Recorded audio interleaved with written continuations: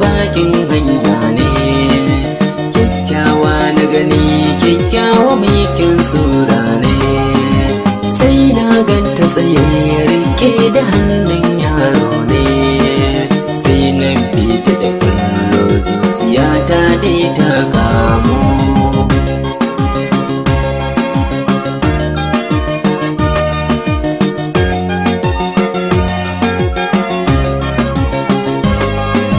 Mashin ne muka hau a daidai ta sahu ne da ita, sai na ce mata sannan kikin ji yan mata, sai da ta kalle ni ta juyo da kyawun biskarta, sai ta yi murmushi sannan ta yi mini amsa mu.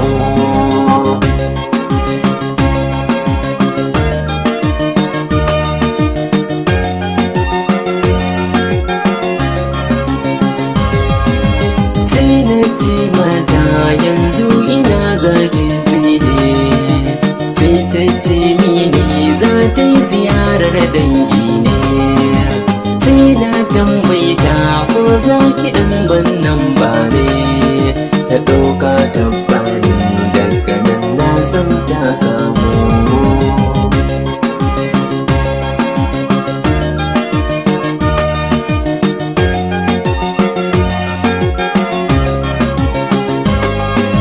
Bayan na dawo gida na kira ta ina kwance, shakuwa muka yo har ma ya zarce kwatance, kowa na cewa da ni dan ita mun yo dace, sai mutuwa kenan ita ce yau dai ta raba mu.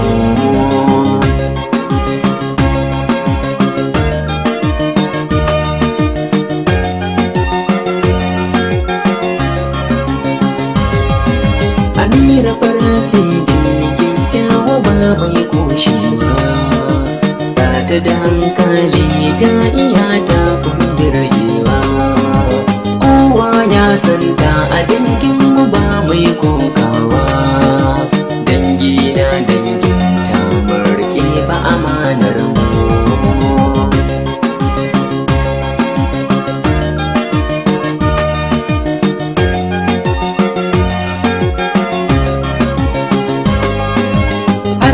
Tsara na auren za a yi kenan, sai na ji labarin tamkar mafarki ne kenan, gidan su an shirya ni ne ake ta jira kenan, na so mai auren zuciya ta dai ta kamo.